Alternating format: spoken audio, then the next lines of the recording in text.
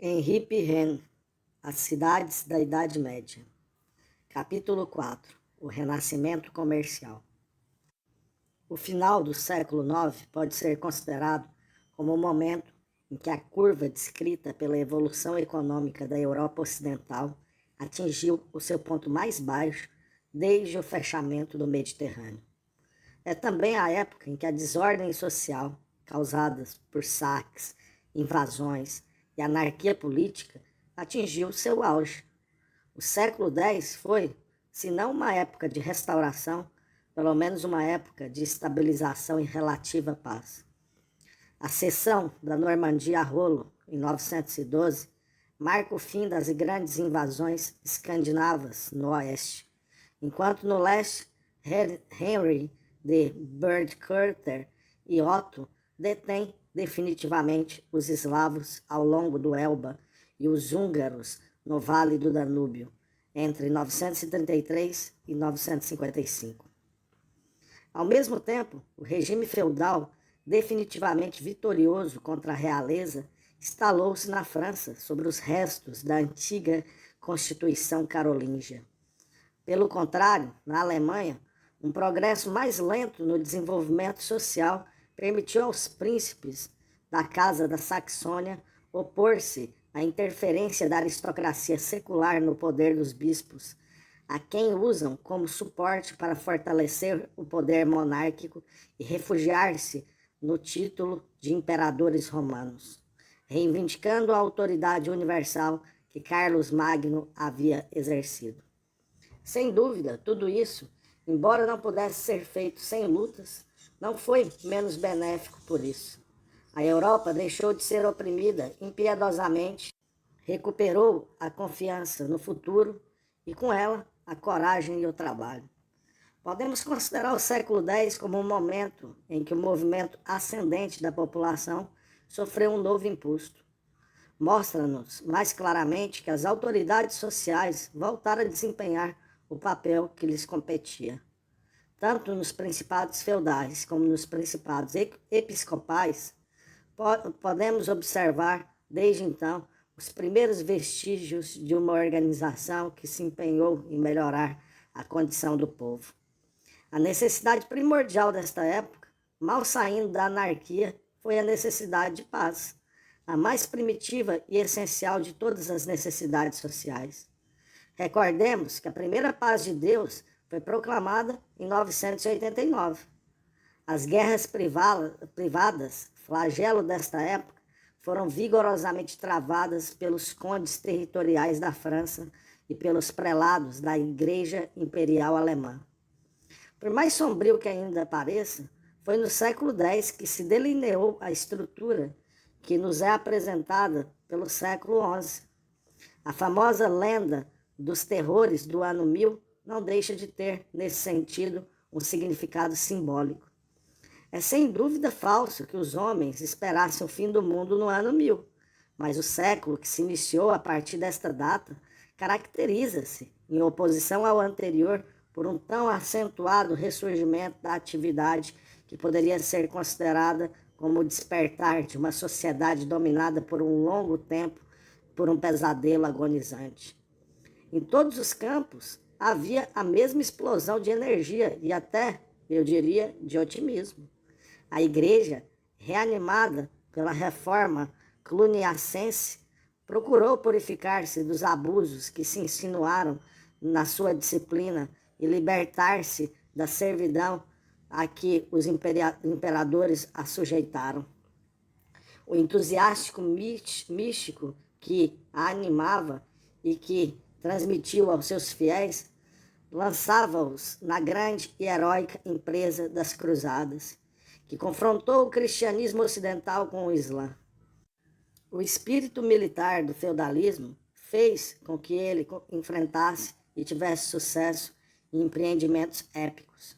Os cavaleiros normandos foram lutar contra os bizantinos e os muçulmanos no sul da Itália, e ali fundaram os principados dos quais logo emergeria o reino da Sicília. Outros normandos, acompanhados pelos flamengos e pelos franceses do norte, conquistaram a Inglaterra sob o comando do Duque Guilherme. Ao sul dos Pirineus, os cristãos expulsaram os sarracenos da Espanha e tomaram Toledo e Valência, entre 1072 e 1109. Tais empreendimentos atestam não apenas a energia e o vigor dos temperamentos, mas também a saúde social. Teriam sido manifestamente impossíveis sem a abundante taxa de natalidade, que é uma das características do século XI. A fecundidade das famílias ocorria tanto entre a nobreza quanto entre o campesinato. Segundo, abundam em todos os lugares, sentindo-se constrangidos em casa e impacientes para tentar a sorte longe, aventureiros em busca do lucro ou do trabalho são encontrados em todos os lugares. Os exércitos estavam lotados de mercenários, Coterelli e Brabation, que alugavam seus serviços a quem quisesse contratá-los. Grupos de camponeses deixavam a Flandres e a Holanda desde o início do século XII para drenar as charnecas das margens do Elba. Barras eram oferecidas em quantidade superabundante em todas as regiões da Europa, e isso certamente explica os grandes trabalhos de lavoura e construção de diques, cujo número aumentou desde então. Desde a época romana até o século XI, a área de terras cultivadas não pareceu ter aumentado apreciavelmente. Nesse sentido, os mosteiros pouco mudaram, exceto nos países germânicos, mudaram a situação existente. Eles se estabeleceram quase sempre nas terras antigas e nada fizeram para reduzir a extensão de florestas, matagais e pântanos em seus domínios. Mas a situação mudou no dia em que o aumento populacional possibilitou a recuperação dessas terras improdutivas. Aproximadamente a partir do ano 1000, iniciou-se um período de lavoura que se prolongou sempre até os finais do século XII. A Europa colonizou-se graças ao crescimento dos seus habitantes. Os príncipes e os grandes latifundiários começaram a fundar novas cidades, onde os segundos afluíam em busca de terras aráveis. Clareiras começaram a aparecer nas grandes florestas. Na Flandres, por volta de 1150, surgiram os primeiros polders. A ordem cisterciense, fundada em 1098, dedicou-se desde logo à lavoura e poda de árvores. Como se vê, o aumento da população e a renovação da atividade, de que é causa e efeito, evoluíram em benefício da economia agrícola. Mas a sua influência também se fez sentir no comércio, que iniciou, já antes do século XI, um período de renascimento.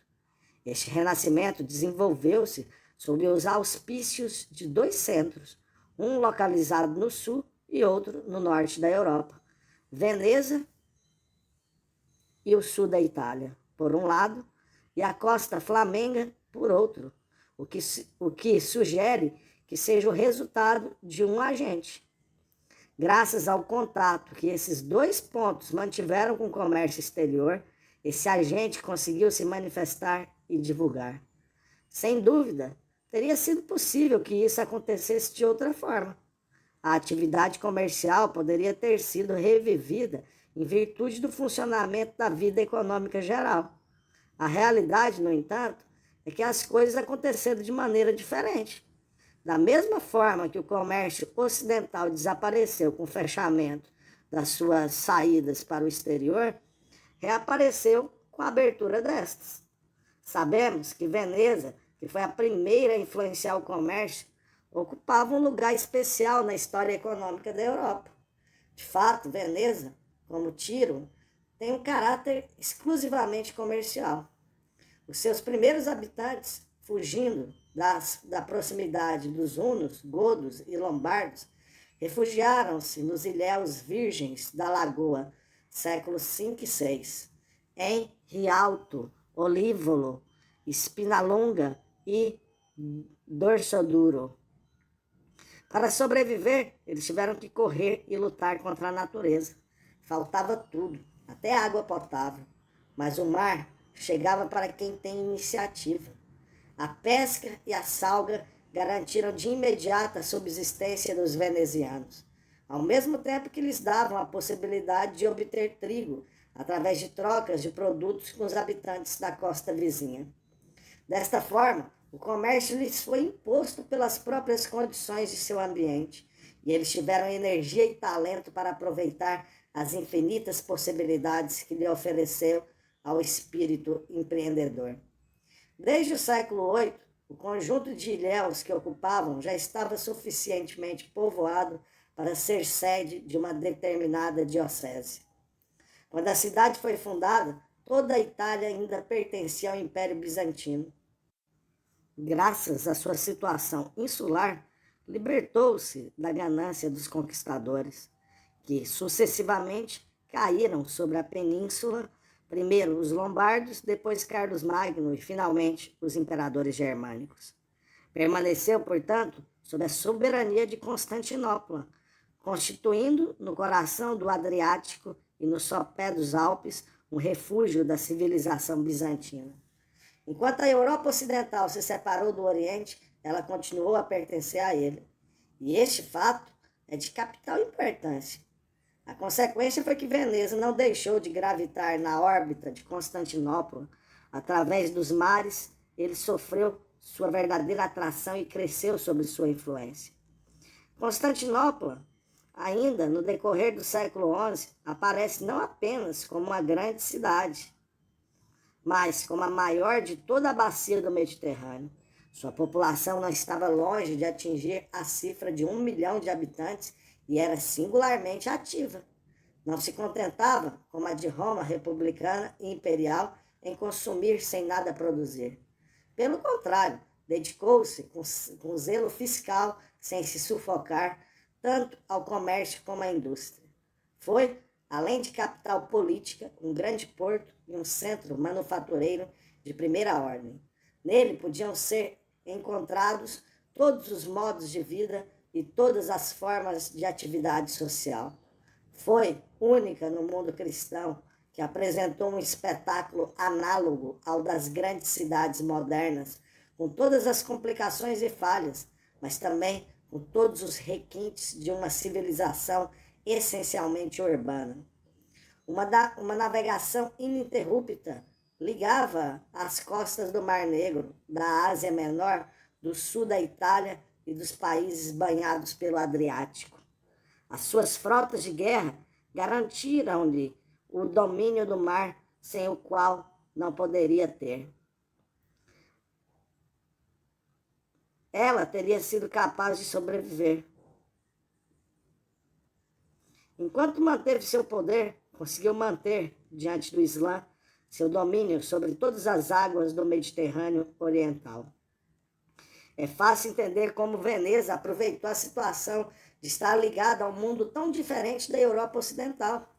Não só lhe deveu a prosperidade do seu comércio, mas também o iniciou naquelas formas superiores de civilização, naquela técnica aperfeiçoada, naquele espírito de negócios, naquela organização política e administrativa que lhe conferiam um lugar à parte na Europa medieval. Desde o século VIII, dedicou-se com crescente sucesso ao abastecimento de Constantinopla. Seus navios transportavam para lá os produtos das regiões que a cercavam a leste e a oeste: trigo e vinhos da Itália, madeira da Dalmácia, sal das lagoas e, apesar das proibições do Papa e do Imperador, escravos que eram facilmente obtidos.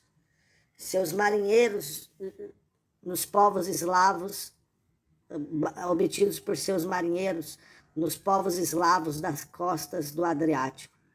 Em pagamento, recebiam os valiosos tecidos fabricados pela indústria bizantina, bem como as especiarias que Constantinopla recebia da Ásia.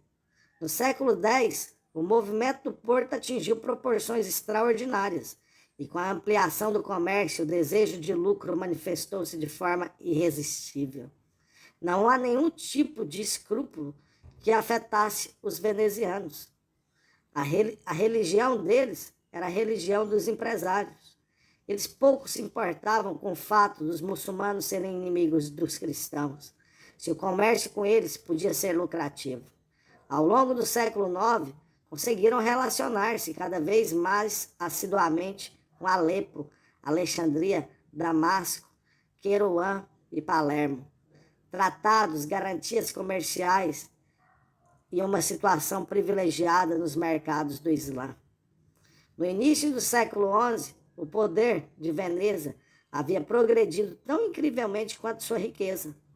Durante o governo do Doge Pedro II Orseolo, ele limpou o Adriático dos piratas eslavos, subjugou a Ístria e conquistou Zara, Veglia, Arbe, Trau, Spalato, Curzola e Lagosta, fábricas ou postos militares.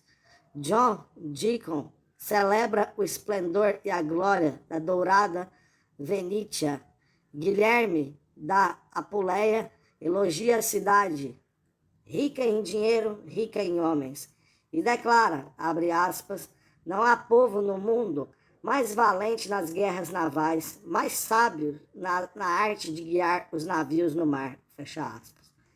Era impossível para o poderoso movimento econômico, cujo centro era Veneza, não se comunicar com as regiões italianas, das quais era separada apenas por uma lagoa.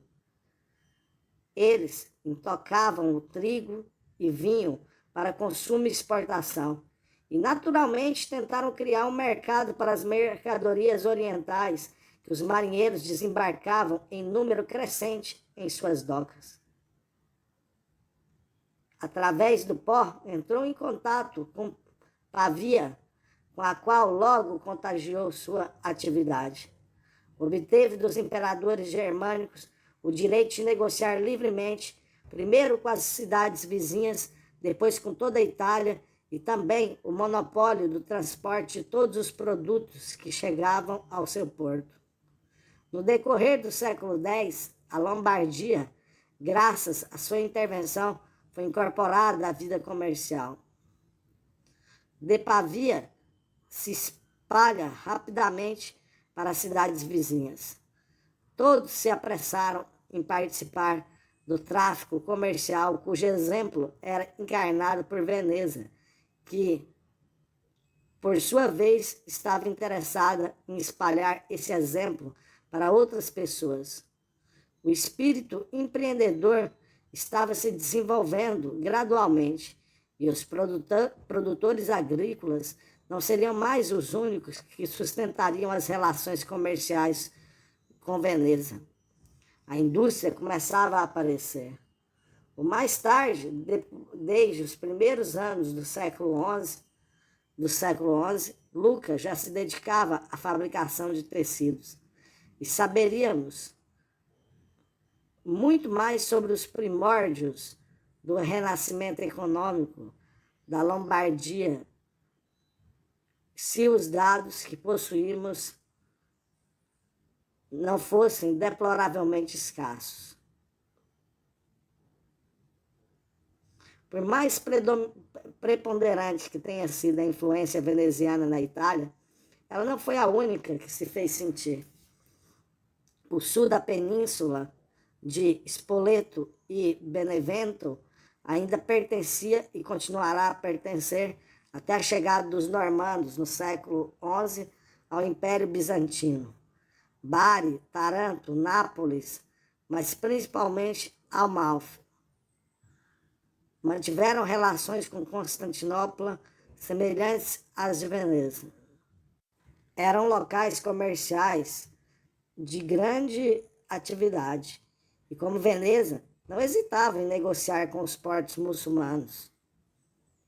Sua navegação não poderia deixar de encontrar, mais cedo ou mais tarde, seguidores entre os habitantes das cidades litorâneas mais tradicionais. E, de fato, desde o início do século XI, pode-se ver como Gênova, em primeiro lugar, e Pisa, quase imediatamente, direcionaram seus esforços para o mar.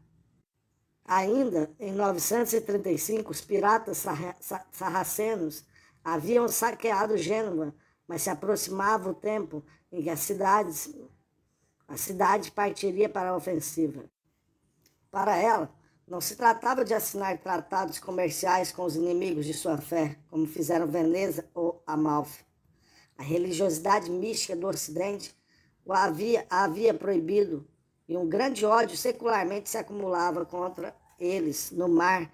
Não poderia ser aberto à navegação, exceto pela força.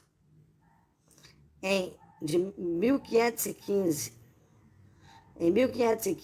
uma expedição é liderada pelos genoveses, de acordo com Pisa, contra a Sardenha. 20 anos depois, em 1034, tomaram temporariamente Bona, na costa africana. Os pisanos, por sua vez, entraram vitoriosamente no porto de Palermo em 1062, cujo arsenal destruíram. Em 1087, as frotas das duas cidades, perseguidas pelo Papa Vítor III, atacaram Média. Todas essas expedições são explicadas tanto pelo entusiasmo religioso quanto pelo espírito de empreendimento. Bem diferente dos venezianos, os genoveses e os pisanos se consideravam, diante do Islã, soldados de Cristo e da Igreja. Eles acreditavam ver o arcanjo Gabriel e São Pedro conduzindo-os na luta contra os infiéis, até que tenham massacrado os sacerdotes de Mohammed e profanado a mesquita de Média. Não assinaram nenhum tratado comercial vantajoso. A Catedral de Pisa, construída após o triunfo, é um símbolo admirável do misticismo dos vencedores e da riqueza que a navegação passou a lhes proporcionar. Colunas e mármores preciosas trazidas da África eram usadas para sua decoração. Parece que quis testemunhar, pelo seu esplendor, a vingança do cristianismo sobre aqueles sarracenos cuja opulência era objeto de escândalo e inveja. Este é, pelo menos, o sentimento expresso por um poema apaixonado da época. And twine a eternum splendidit ecclesia, auro geminis margarit et palis, esplêndida. Assim, diante do contra-ataque cristão, o Islã retrocedeu pouco a pouco. O desencadeamento da Primeira Cruzada, em 1096, marcava seu revés final. Já em 1097, uma frota genovesa partiu para Antioquia, com a intenção de trazer reforços e suprimentos aos cruzados. 2 anos depois, Pisa estava enviando navios, abre aspas, por ordem do Papa, fecha aspas, para libertar Jerusalém. Desde então, todo o Mediterrâneo foi aberto, ou melhor, reaberto à navegação ocidental. Como na época romana, o comércio foi restabelecido de um lado a outro deste mar essencialmente europeu. O domínio islâmico sobre o Mediterrâneo acabou. Sem dúvida, os resultados políticos e religiosos da cruzada foram de curta duração. O reino de Jerusalém e os principados de Edessa e Antioquia foram reconquistados pelos muçulmanos no século XII, mas o mar permaneceu nas mãos dos cristãos. E são eles que hoje exercem a preponderância econômica. Toda a navegação nas escalas do leste pertence a eles. Seus estabelecimentos comerciais se multiplicaram com surpreendente rapidez nos portos da Síria, do Egito e das ilhas do Mar Jônico. Através da conquista da Sardenha, em 1022, da Córcega, em 1091, e da Sicília, de 1058 a 1090, arrancaram dos sarracenos as bases de operação que desde o século IX lhes permitiam manter o Ocidente bloqueado. Os genoveses e os pisanos tinham uma rota livre agora para atravessar essas costas orientais, onde eram despejados os produtos que chegavam do coração da Ásia em caravanas ou pelo Mar Vermelho e o Golfo Pérsico, e frequentar o grande porto de Bizâncio. A conquista de Amalfi pelos normandos em 1073, que pôs fim ao comércio nesta cidade, libertou-os da concorrência. Mas seu progresso também despertou a inveja de Veneza, que não suportava compartilhar com esses novatos um comércio cujo monopólio pretendia manter. Apesar de professarem a mesma fé, pertencerem à mesma cidade e falarem a mesma língua desde que se tornaram concorrentes, ela não via neles nada além de inimigos. Na primavera do ano de 1100, uma esquadra veneziana foi emboscada ao largo de Rhodes, esperando o retorno da frota que Pisa havia enviado a Jerusalém. Caiu sobre ela, de repente e impiedosamente afundou muitos de seus navios. Desta forma, iniciou-se um conflito entre as cidades marítimas que durou tanto quanto sua prosperidade. O Mediterrâneo não desfrutou daquela paz romana que o Império dos Césares lhe impôs em outra época. A divergência de interesses manteve, desde então, uma hostilidade, ora surda, ora declarada, entre os rivais interessados. À medida que o comércio marítimo se desenvolveu, naturalmente teve que se generalizar. Desde o início do século XII, chegou às costas da França e da Espanha. O antigo porto de Marseille reviveu após a longa letargia em que caiu no final do período merovingio. Na Catalunha, Barcelona aproveitou a abertura do mar. No entanto, a Itália manteve inquestionavelmente a primazia deste primeiro renascimento econômico. A Lombardia, para onde convergiu todo o movimento comercial do Mediterrâneo, a leste por Veneza e a oeste por Pisa e Gênova, desenvolveu-se com extraordinário vigor. Nesta planície admirável, as cidades cresceram com a mesma fertilidade que as plantações. A fertilidade do solo permitiu a expansão ilimitada, enquanto a facilidade de acesso favoreceu tanto a importação de matérias-primas, bem como a exportação de produtos manufaturados. O comércio deu origem à indústria, e à medida que Bérgamo, Cremona, Lodi e Verona se desenvolveram, todas as antigas cidades, todos os antigos municípios romanos retomaram uma nova vida, muito mais exuberante do que a conhecida na antiguidade. Logo, sua atividade superabundante tendeu a se espalhar além de suas fronteiras. No sul chegou até a Toscana. Novas rotas se abriram ao norte através dos Alpes. Pelas pegadas de Splügen, São Bernardo e Brenner, transmitiu ao continente europeu aquela efervescência benéfica que vinha do mar. Seguindo as rotas naturais que marcam o curso dos rios, o Danúbio a leste, o Reno a norte e o Ródano a oeste, mercadores italianos, sem dúvida lombardos, são mencionados em Paris desde 1074 e desde o início do século XII.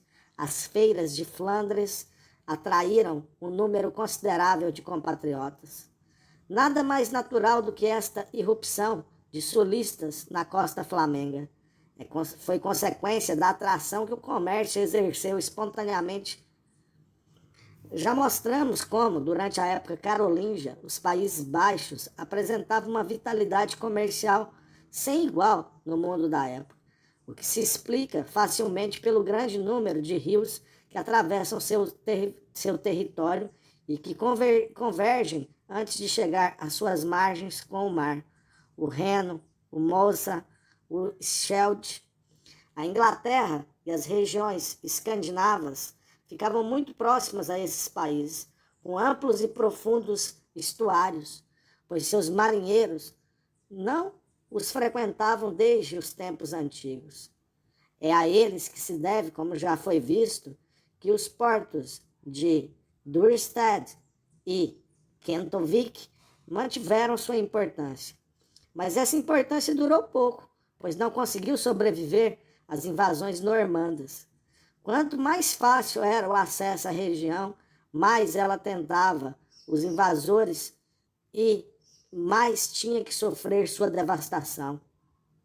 A situação geográfica que em Veneza salvaguardava a prosperidade comercial aí contribuiu para o seu desaparecimento.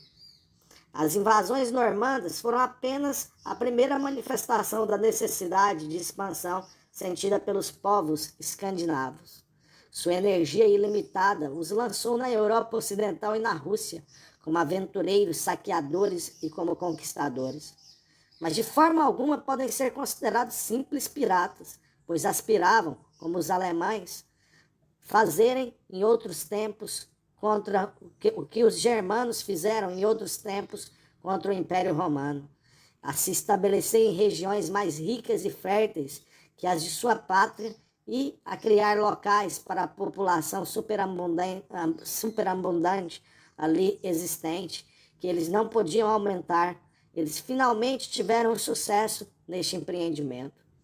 A leste, os suecos se estabeleceram ao longo dos caminhos naturais, que através do Neva, do lago Lodoga, do Lovart, do Volchow, do Dvina e do Dnieper, eles conduziram do Mar Báltico ao Mar Negro. A oeste, os dinamarqueses e noruegueses colonizaram os reinos anglo-saxões ao norte de Humber e conseguiram que Carlos, o Simples, os entregasse na França, na costa da Mancha, o país que desde então é conhecido como Normandia. Esses sucessos resultaram na orientação da atividade dos escandinavos em uma nova direção. Ao longo do século X, abandonaram a guerra para se dedicarem ao comércio. Seus navios navegaram por todos os mares do norte e nada tinham a temer, porque eram os únicos navegadores entre os povos daquela costa.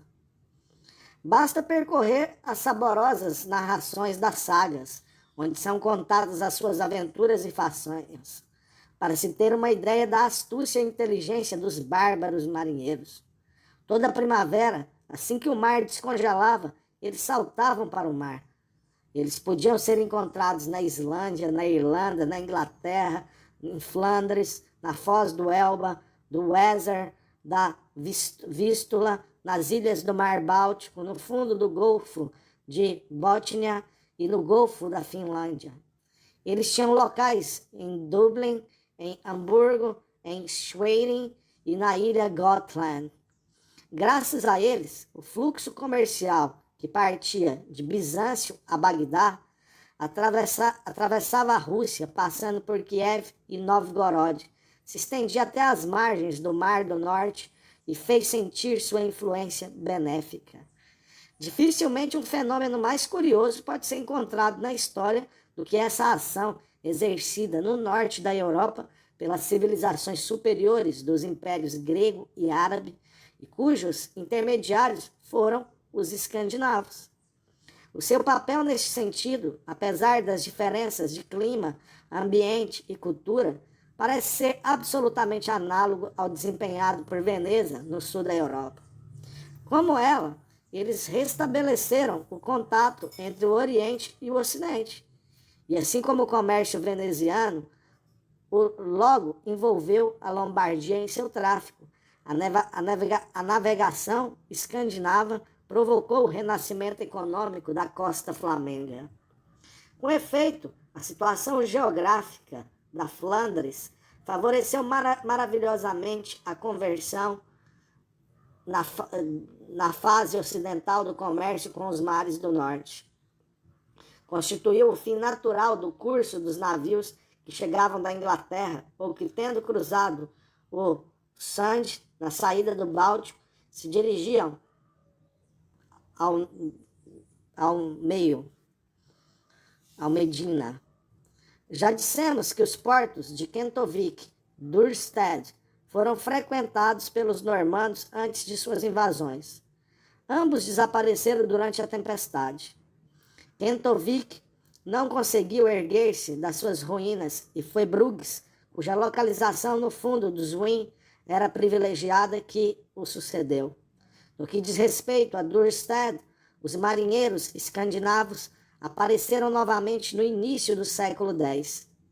Apesar de tudo, sua prosperidade não durou muito. À medida que o comércio crescia, concentrava-se cada vez mais em Bruges, mais perto da França, e onde os condes de Flandres mantinham uma segurança que a região de Dursted não desfrutava. Em todo caso, é verdade que Bruges atraiu cada vez mais o comércio do norte para o seu porto e que o desaparecimento de Dursted no século XI garantiu definitivamente o seu futuro. O fato de moedas dos condes de Flandres, Arnaldo II, Baldwin IV, de 965 a 1035, terem sido descobertas em quantidade considerável na Dinamarca, Prússia e mesmo na Rússia, prova, na ausência de documentos escritos, das relações que Flandres mantinha desde então com esses países através de marinheiros escandinavos. As relações com a costa inglesa à sua frente devem ter sido ainda mais frequentes. Sabemos que foi em Bruges que a rainha anglo-saxã Emma se refugiou por volta de 1030. E já em 991 a 1002, a pauta do Telônio londrino menciona o Flamengo como chefe dos estrangeiros que fazem negócios com a cidade. Deve-se ter em conta uma das causas da importância comercial que a Flandres alcançou em período tão precoce, a existência neste país de uma indústria autóctone, suficiente para abastecer os navios que aí chegavam com abundante carga de retorno. Desde os tempos romanos, e provavelmente ainda antes, os morinos e os menápios fabricavam panos de lã. Essa indústria primitiva deve ter se aperfeiçoado sob a influência do progresso técnico introduzida após a conquista romana. A qualidade especial do velo dos borregos, criados nos prados úmidos da costa, garantiu o seu sucesso. Sabe-se que as saias, segai e capas, birri, que produziam eram exportadas para além dos Alpes e que existia uma fábrica de uniformes militares em Tournai, no final do Império. A invasão germânica não acabou com esta indústria. Os francos que invadiram a Flandres no século V continuaram a praticá-la como tinham feito antes deles os antigos habitantes. Não é de duvidar de que os tecidos frísios, de que fala a historiografia do século IX, tenham sido fabricados na Flandres.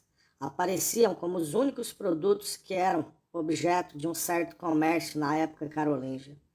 Os frísios transportavam-nos ao longo do Escalda, do Mosa e do Reno, e quando Carlos Magno quis responder com presentes à delicadeza do califa Harun al-Rashid, nada encontrou de melhor para lhe oferecer que os palha fresônica. Tem de admitir-se que estes tecidos, tão notáveis pelas suas belas cores quanto pela sua macieza, deveriam atrair imediatamente a atenção dos navegadores escandinavos no século X. Em nenhum lugar no norte da Europa se encontravam produtos mais preciosos e tiveram de certo lugar ao lado das peles do norte, dos tecidos de seda árabes e bizantinos, entre os objetos de exportação mais procurados.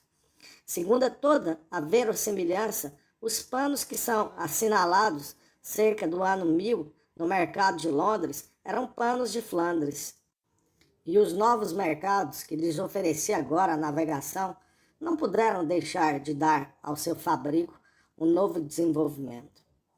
Assim, o comércio e a indústria, esta praticada no próprio local, aquele vindo do exterior, uniram-se para dar à região flamenga, a partir do século X, uma atividade econômica que não mais deveria deixar de se desenvolver. No século XI, os progressos realizados são já surpreendentes. A Flandres comercia, a partir de então, com o norte da França, onde troca vinhos pelos seus tecidos. A conquista da Inglaterra por Guilherme da Normandia, ligando ao continente este país, que gravitara até então na órbita da Dinamarca, multiplicou as relações que Bruges mantinha já com Londres. Além de Bruges, outras cidades de mercadores apareciam: Gand, Ypres, Lille, Douai, Arras, Tournai. Foram estabelecidas feiras pelos condes em Turon, em Messine, em Lille e em Ypres. Aliás, a Flandres não foi a única região a experimentar os salutares efeitos da navegação do norte. A repercussão faz-se sentir ao longo de todos os rios que desaguavam nos Países Baixos.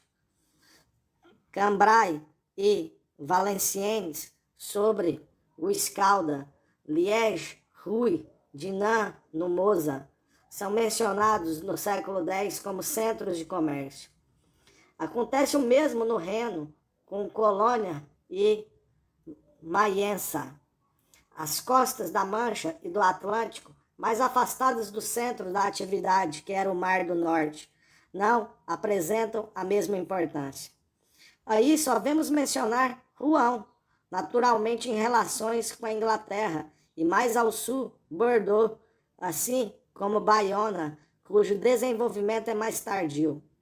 Quanto ao interior da França e da Alemanha, só se agitavam muito lentamente sob a influência da penetração econômica que pouco a pouco aí se difundia, quer subindo da Itália, quer descendo dos Países Baixos. Foi no século XII que esta penetração, progredindo gradualmente, transformou, em definitivo, a Europa Ocidental. Libertou-a do tradicional imobilismo a que a condenava a uma organização social que unicamente dependia das ligações do homem com a terra. O comércio e a indústria não se limitavam a tomar uma posição ao lado da agricultura, mas agiam sobre ela. Os seus produtos não só serviam para o consumo dos proprietários e trabalhadores do solo. Eles foram arrastados na circulação geral como objetos de permuta ou matérias-primas. Os quadros do sistema feudal, que tinham até então encerrado a atividade econômica, quebraram-se, e toda a sociedade se impregnou de um caráter mais maleável, mais ativo e mais variado. De novo, como na antiguidade, o campo se orientou para as cidades. Sob a influência do comércio, as antigas cidades romanas reanimaram-se, repovoaram-se, aglomerações de mercadores agruparam-se junto dos burgos, estabeleceram-se ao longo das costas marítimas, nas margens dos rios, na confluência das ribeiras, nos pontos de encontro das vias naturais de comunicação. Cada uma delas constituía um mercado, cuja atração, proporcional à sua importância, se exercia sobre os países limítrofes ou se fez sentir ao longe. Grandes ou pequenas, encontramos-las em toda parte. Há, em média, uma em cada 5 léguas quadradas de terreno. Isso acontece porque se tornaram, com efeito, indispensáveis à sociedade. Introduziram-lhe uma divisão de trabalho, doravante imprescindível. Entre estas e o campo, estabeleceu-se uma recíproca troca de serviços. Uma solidariedade cada vez mais estreita liga-as, provendo o campo ao abastecimento das cidades e fornecendo-lhe às cidades, em contrapartida, produtos comerciais e objetos fabricados. A vida física do burguês depende do camponês, mas a vida social do camponês depende do burguês, porque o burguês lhe revelou um gênero de vida mais confortável, mais requintado e que, excitando seus desejos, multiplicou as suas necessidades e elevou o seu standard of life. E não foi só nisto que a aparição da cidade suscitou poderosamente o progresso social. Não foi menor o contributo ao espalhar, através do mundo, uma nova concepção do trabalho. Antes era servil, com elas tornou-se livre, e as consequências deste fato sobre o qual voltaremos a falar, foram incalculáveis. Acrescentemos, enfim, que o renascimento econômico de que o século XII viu a expansão revelou o poder do capital, e teremos dito o suficiente para mostrar que poucos períodos exerceram uma repercussão mais profunda na sociedade. Vivificada, transformada e lançada numa senda de progresso, a nova Europa pareceu-se, em suma, mais com a antiga Europa do que com a Europa carolíngia. Da primeira, recuperou esse caráter essencial de ser uma região de cidades. Podemos mesmo afirmar que, se na organização política o papel das cidades foi maior na Antiguidade do que na Idade Média, em contrapartida, a sua influência econômica ultrapassou em muito, na Idade Média, o que acontecera na Antiguidade. Em resumo, as grandes cidades comerciais foram relativamente raras nas províncias ocidentais do Império Romano. Só vemos citar como tais Nápoles, Milão, Marsella e Leão. Nada de semelhante existe que seja comparável a portos como os de Veneza, Pisa, Gênova ou Bruges, ou a centros industriais como Milão, Florença, Ypres e Gante. Na Gália, parece certo que a importância tomada no século XII por antigas cidades, tais como Orleans, Bordeaux, Colônia, Nantes, Rouen, etc., ultrapassem muito aquela que tinham apresentado no tempo dos Césares. Enfim, o desenvolvimento econômico da Europa medieval ultrapassou os limites que atingira na Europa romana. Em vez de se deter ao longo do Reno e do Danúbio, espalhou-se largamente na Germânia e estendeu-se até ao Vístula. Regiões que não eram percorridas no começo da era cristã, senão por raros mercadores de âmbar e de peles, e que pareciam tão inóspitas como o centro da África, o parecia a nossos pais, então estão agora cobertas de uma floração de cidades. O Sund, que nenhum barco de comércio romano atravessara, animou-se com a contínua passagem de barcos. Navegava-se no Báltico e no Mar do Norte como no Mediterrâneo. Há quase tantos portos nas margens de um como nas do outro. Dos dois lados, o comércio utilizou os recursos que a natureza colocou à sua disposição. Dominou os dois mares interiores que encerravam entre si as margens tão admiravelmente recortadas do continente europeu. Da mesma maneira que as cidades italianas repeliram os muçulmanos do Mediterrâneo, assim, no século XII, as cidades alemãs repeliram os escandinavos do Mar do Norte e do Báltico, nos quais se ostentava a navegação da Hansa Teutônica. Deste modo, a expansão comercial que começou pelos dois pontos, graças aos quais a Europa se encontrava em contato através de Veneza e da Flandres com o mundo oriental, espalhou-se como uma epidemia benfazeja por todo o continente. Propagando-se para o interior, o movimento vindo do norte e o movimento vindo do sul acabaram por se encontrar. O contato entre eles efetuou-se a meio caminho da via natural que corre de Bruges a Veneza, na planície de Champagne, onde, a partir do século XII, se estabeleceram as famosas feiras de Troyes e de Lagny, de Provins e de Bar-sur-Aube, que até o fim do século XIII desempenharam na Europa medieval o papel de bolsa e de clearing house.